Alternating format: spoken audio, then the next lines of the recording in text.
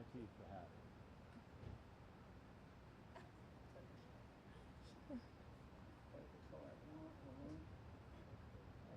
Okay.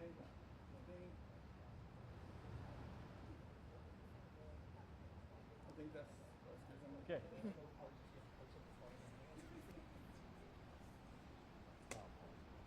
Can everybody hear me okay? Yep. Hold on.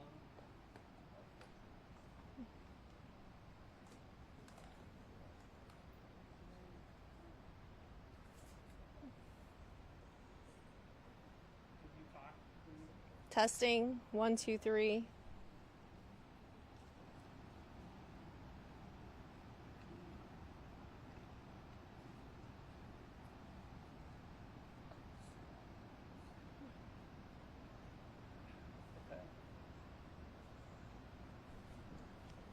Could you just count to 5 and I'll be ready?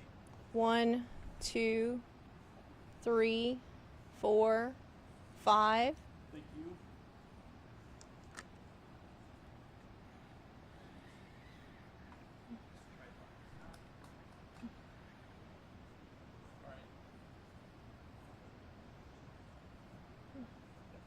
We're good? Well, hello everyone. Thank you for coming out today to Leavenworth for our press event. I'm Amy Alexander. I'm the Public Affairs Specialist for FBI Seattle. You should have received copies of our press statements. They're also going to be emailed out today after the event. We're going to be doing a Q&A after we hear from our speakers. And when we open up for questions, please state your name and outlet before your question. Our speakers today are Peter Orth, and he's the Senior Supervisory Special Resident Agent for our Yakima and Tri-Cities resident agencies for FBI Seattle. We also have Sheriff Mike Morrison here today to speak with you. And so now I'll invite our speakers up to the podium to say a few words. Thank you.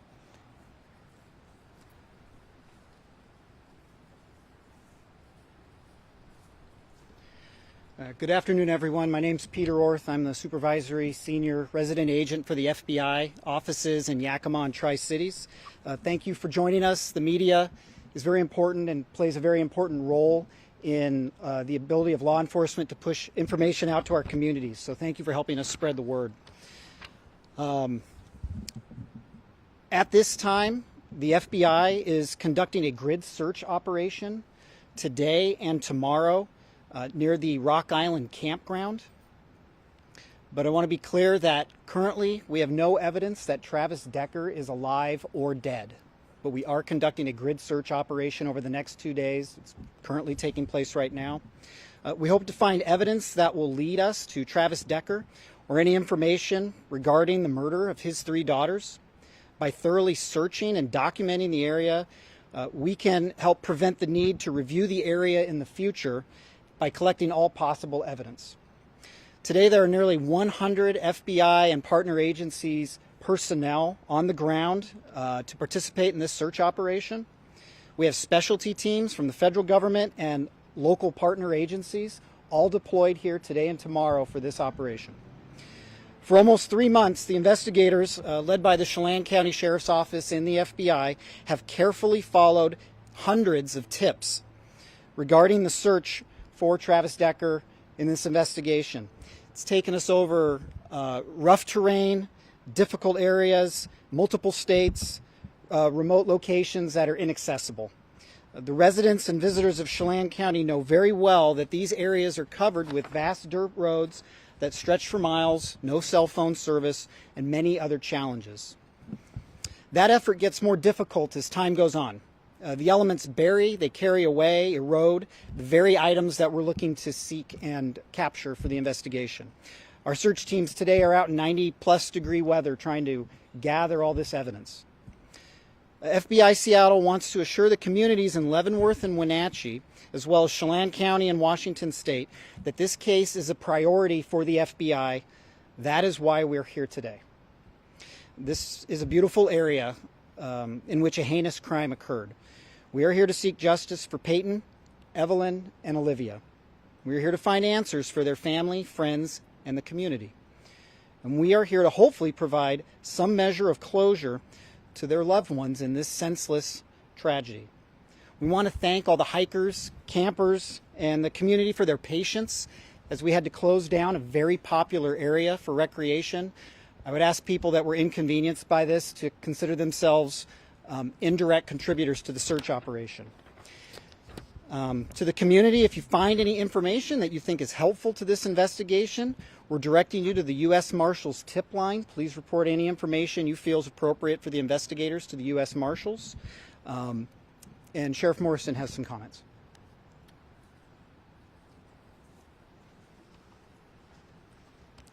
Thank you. Thank you all for being here again. I just want to publicly recognize Peyton, Evelyn, and Olivia again.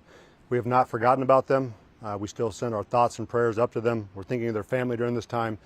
But more importantly, I just want to say thanks to the Seattle office of the FBI and all the partnering offices that have also come out to support this current operation.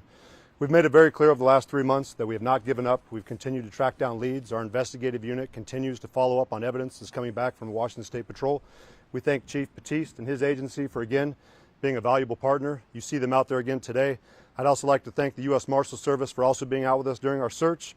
I'd also like to thank the Yakima County Sheriff's Office, the Yakima Police Department, the Spokane County Sheriff's Office, and our agency for being out there, along with the U.S. Forest Service, the U.S. Army's Criminal Investigation Division, and Central Washington University's Anthropology Department. Again, we recognize Chelan County Sheriff's Office as a medium-sized agency. We couldn't do this investigation on our own without our partners coming alongside of us, providing us the resources we need in order to give the kind of investigation that these 3 young girls deserve, their family deserves, and more likely that our community also deserves. We want to bring closure. We want to bring answers. We understand the frustration. We're feeling it as well. It's been 3 months. We would love to have Travis Decker in custody, standing in front of a judge. We recognize that at times these kind of investigations take time. It's going to take perseverance. And as we saw with our partners in Okanagan County Sheriff's Office, after 3 years they were able to track down their homicide suspect, unfortunately deceased in a homeless camp in Spokane. We recognize that those are the kind of outcomes that do come over time. So it's going to take patience, understanding from our community. Again, we appreciate Whitney, her family, the girls' families and friends for being patient and understanding with the Sheriff's Office, and being understanding that our partners are doing anything and everything possible to do a thorough investigation, following up on all leads, and not limiting any kind of resources that are available.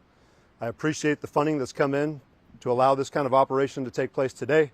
You've seen this over the last several months with our partnering and neighboring agencies, not only nationally within the state, but also internationally, that have followed up on leads on our behalf. Again, the Sheriff's Office and the citizens of Chelan County are appreciative. We'll continue to be appreciative. But again, we will not relent. We will not give up until this investigation is concluded and that Travis is accounted for and or taken into custody. Again, I appreciate your time. Thank you for being here, showing support for us, and we'll take any questions you may have.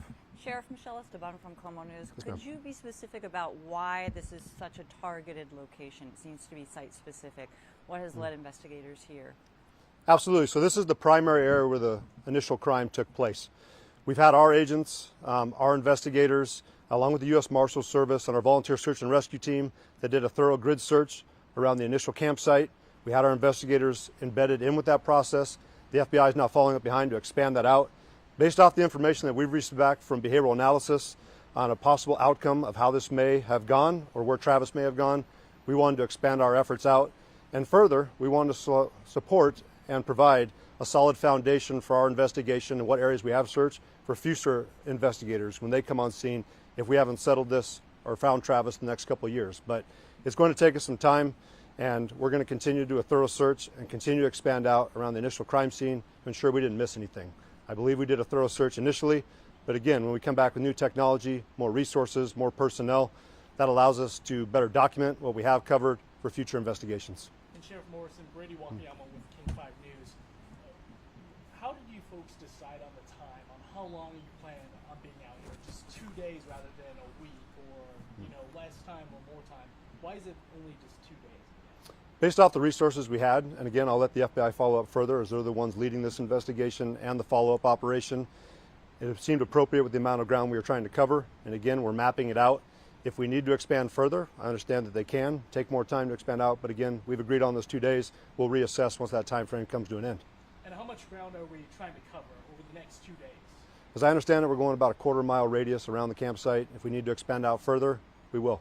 Based off investigations and follow-up we've done with the U.S. Marshal's Office, looking into similar cases, we found that historically and typically you found the homicide suspect and those responsible within a quarter mile of the scene, either alive and or deceased. Is there any new evidence that you've uncovered that you can share with us that led you to this location? No, again, it's just due diligence, making sure that we're checking our boxes and doing everything we can to best map it out in the future in case there comes a time where I'm not in office or our investigators aren't in office. It's well documented. There's a well-established history. Anyone can pick up where we left off. We saw this with the Green River Killer case. This started in the early 80s, expanded out in the early 2000s. I can tell you that a lot of the investigators that were assigned to that case had long since retired. Once he was taken into custody, again, we want to lay that kind of foundation in case our investigation goes that long. But we remain committed. I'm going to make sure that we do a thorough job. Sheriff, are you guys still using the air resources as well, or is this all a foot search today? This is all ground, but we do have air resources if we need to call them back in. And we appreciate the FBI for taking point on that. We also appreciate Spokane Police Department that brought their drone unit before. We've had our drone unit out, along with Spokane County, Snohomish County, King County, our air units, and Washington State Patrol's fixed wing. So we know if we have to call upon them, they will be available, but at this time we understand that getting boots on the ground and into the thicker brush is probably our best point leading forward. Sheriff, is there kind of a rush to get out here and possibly try to get things settled? I know that you're closing for the next 2 days, but Memorial or the next holiday is right around the corner. Do you guys foresee maybe taking the rest of the week, expanding into other areas, or is this just going to happen over the next few days and then we're just going to wrap up before the holiday? We've never been rushed. So this is an investigation looking into the homicide of 3 young girls. If it requires us to expand our time out on the ground further, we'll do so. We're going to start off with 2 days. We understand that they're limited resources. These are taxpayer dollars that we're utilizing. We're not going to be wasteful with them, but we're going to make sure to be thorough. If we need to go out to the end of the week, we will. The holiday weekend is not going to obstruct our investigation or slow us down. We understand it may be an inconvenience for those who want to come here and recreate. We are a tourist destination. We recognize that, but we're also 2,900 plus square miles. There's other places to camp. We appreciate the community support, those visitors' support, and we understand this does present an inconvenience, but there are a lot of other areas where you still can recreate, camp here within our county. We welcome you, but for the time being, that area is closed for operations, and if we need to expand out, we will, but we've never been in a hurry. We're going to be thorough, we're going to be detailed, because justice remains on it. So it depends on us. We want to make sure that we're doing everything possible to present a strong case when we get to court.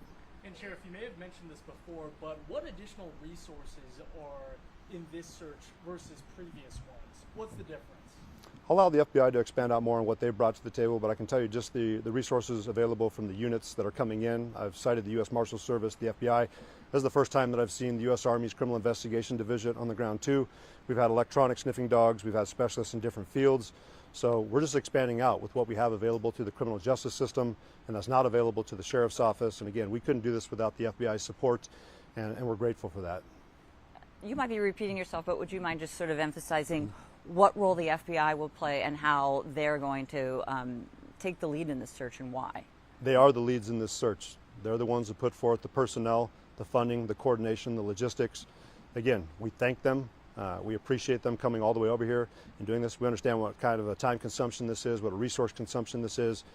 Again, we could not do this without our federal partners. We're thankful for our federal partners, FBI, U.S. Marshals, Homeland Security Investigation. We've had Border Patrol out here assisting us as well.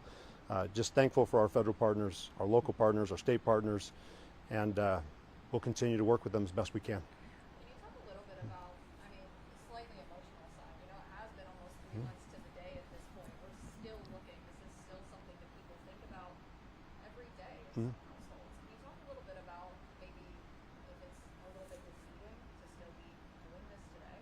It's not defeating for us. We don't give up. We understand that the girls would not want us to give up, but I did talk with Whitney last night over the phone. I get her frustration. Of course, she wants the kind of closure where we can locate Travis and bring him to justice. And we also understand that our community is frustrated. We hear the comments back from the community as well saying, why haven't you guys found him yet? And of course, bringing up suggestions, we hear you. We're trying our best. We're doing what we can with the resources we have. We don't get frustrated though. We're not going to give up. We understand this could take years, and we'll be here. If it's not me wearing this uniform, it'll be another Chelan County Sheriff's deputy. It'll be another FBI agent. It'll be another U.S. Marshal. This is not going to go away till Travis is located. And again, we're going to continue to persevere, grind on, and we will find him in one fashion or the other. Can you speak a little bit? current award that the U.S. Marshal Service is offering is $20,000, and I know I've heard calls from the public, why don't you raise that amount? Again, we don't control that. We appreciate the U.S. Marshals for putting in the work that they have, having Travis be in the spotlight that he is in, and also the funds that have been made available to turn him in. I don't think there's anything saying that members of the public couldn't come up with their own funds to offer up, but again, I would tread lightly in there because fraud is a real thing. But again, we're pursuing forward with justice. We hope that individuals do take the award as a serious offer, and we'll continue to work with the Marshal Service. If we're able to get additional funding, we're grateful for that as well.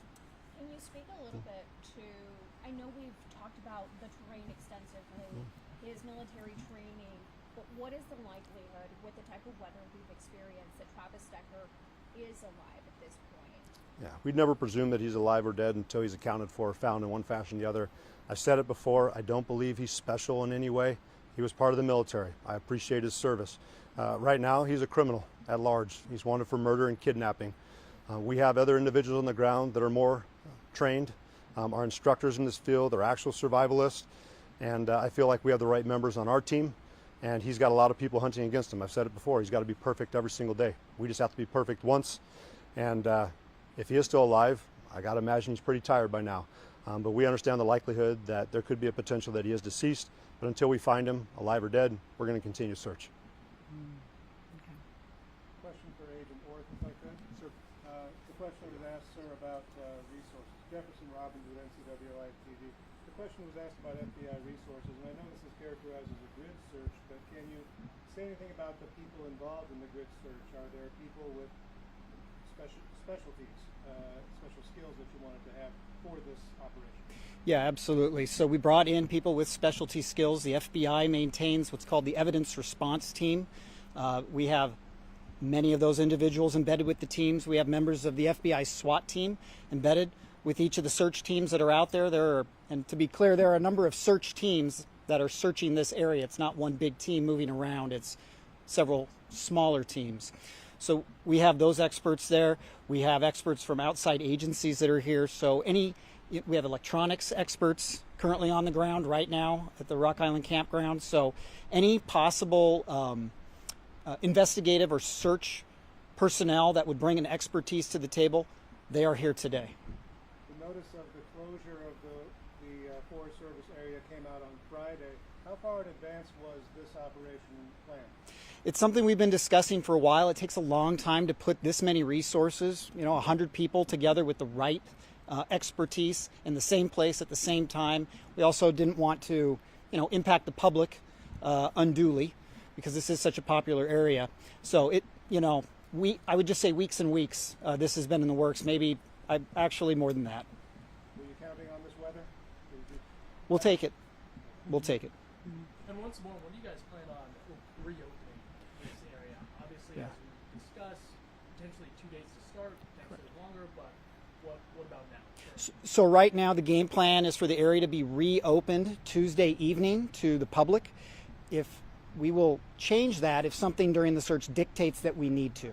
But at this point, it will be reopened Tuesday evening. And around what time?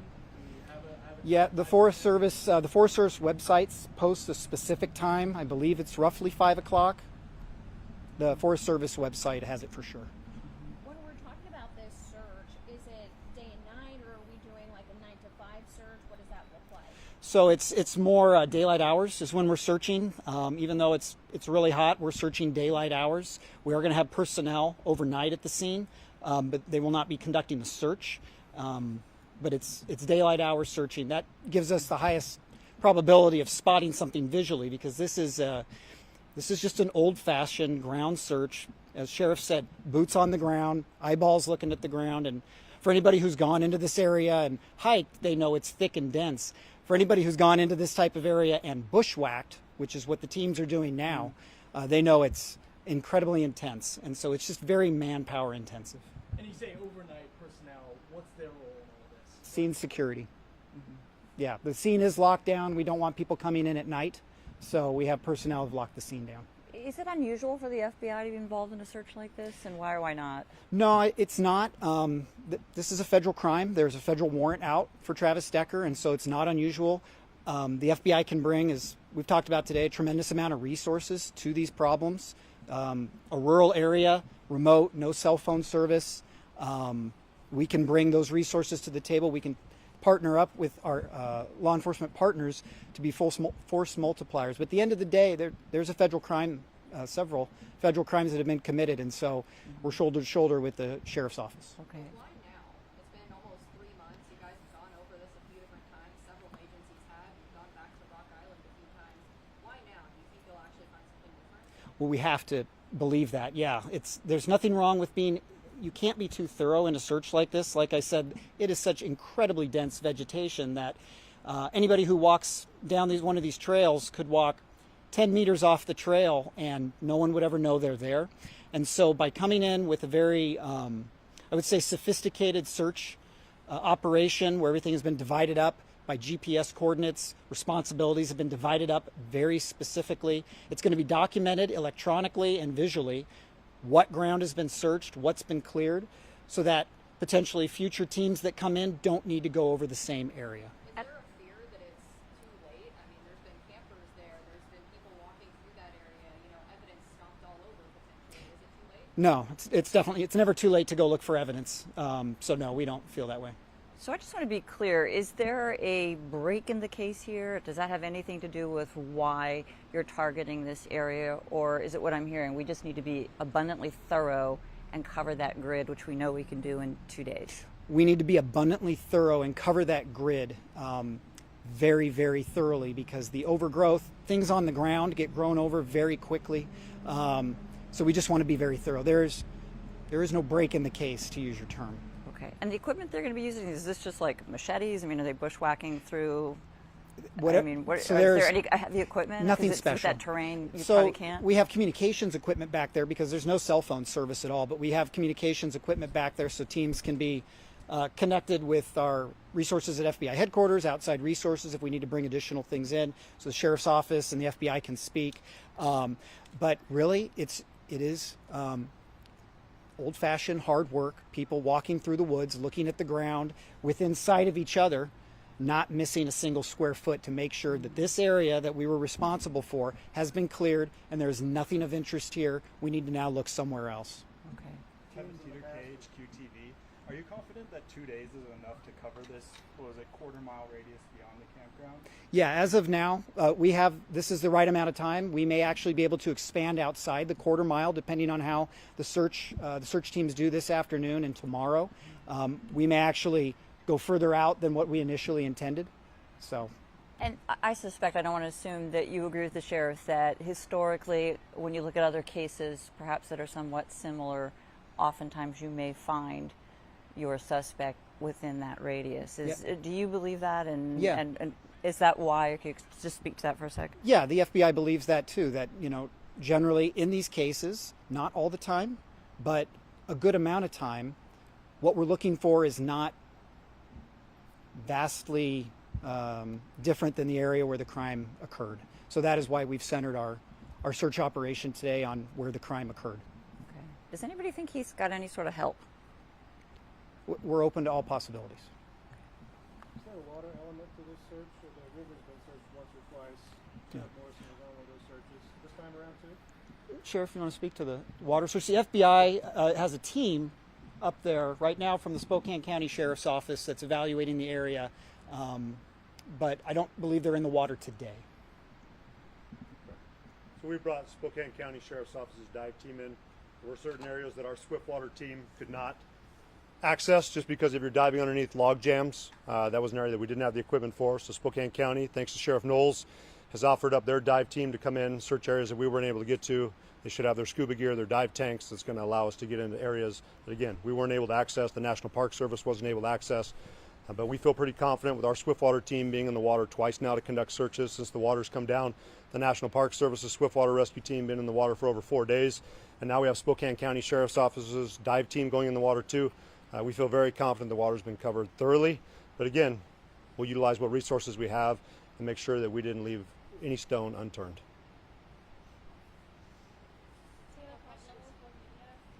Beyond the grid search, do you guys have any other specific areas that you're keeping an eye on that are identified? So for today, the operation is the grid search centering at the Rock Island campground. There are lots of areas that are interesting around here, of course, that a man can travel to on his 2 feet. But today we're just focused on the Rock Island campground area. I have a question. Sir. Scott Hobson with Fox 13. When you're, maybe not this case necessarily, but in your past experience, what kind of clues might you be looking for? Like maybe perps lose ball caps or shoes or something. Yeah. We're looking for anything interesting that is in the wilderness that would be left there by a person, specifically a man trying to evade law enforcement. So we're looking for anything. Have there been any recent sightings? Pardon me? Are you guys still hearing from tips on that tip line? I'm sure it's died down.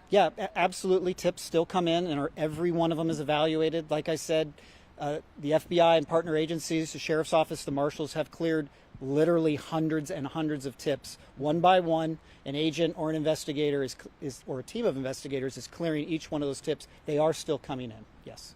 Have there been any sightings recently in this area that we might not know of? Not from the FBI's perspective. I don't know, Sheriff, if you followed up anything recently. So we've had reported sightings. We've had our partnering agencies, and of course our agency also tracked down. They have not turned out to be Travis, but again, we appreciate the community remaining vigilant, reporting it to us, and again, we're not going to overlook any investigation or tip that comes in. So we get it. Just our most recent sighting that we documented over there in Idaho. Clearly, that did not turn out the way we wanted to, but we appreciated the public again being aware of what was going on. Most recently here, I was talking with the sheriff with King County. It sounded like one of their council members had also viewed someone potentially when they were out hiking the Pacific Crest Trail. King County Sheriff's Office went out and did a follow-up on that. We appreciate it. We know they're spending around 12 hours more, from what I understand, doing a search, following up on that information, but again, it didn't pan out. But we continue to get it. Even today, as I was going through my mailbox, we had a couple more potential sightings that came in. We'll forward it back over to our partners of the U.S. Marshals Service and our investigators. But we do have things that we're following up on, and again, we appreciate the public for helping us out. Sheriff, would you mind just reminding me, has there ever been a sighting of him right in that Rock Creek campground, Rock Island campground, after the bodies were recovered? There was one potential sighting that we had with our search crew when they were up in the enchantments area in the helicopter. We did track that down, but I'd also point out when Kittitas County, thanks to Sheriff Myers and his staff for following up and helping us out, they had an individual that was a potential sighting that took off running from them. They did catch up, and unfortunately we just found out it was an individual who didn't like law enforcement. I don't think it's the first time we probably experienced that in our careers, but we get those kind of incidents as well. Okay, thank you. Yep.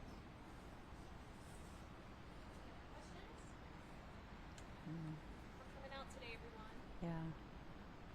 All Thank right. you guys. Everyone Appreciate for your coming. time. Thanks. Thank you, sir.